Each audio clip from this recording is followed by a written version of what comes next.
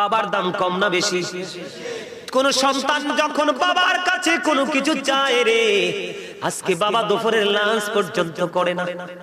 যদি লাঞ্চটা করি, আমার ছেলে বা মেয়ের মুখের ফুটন্ত হাসি আমি দেখতে পাবো না।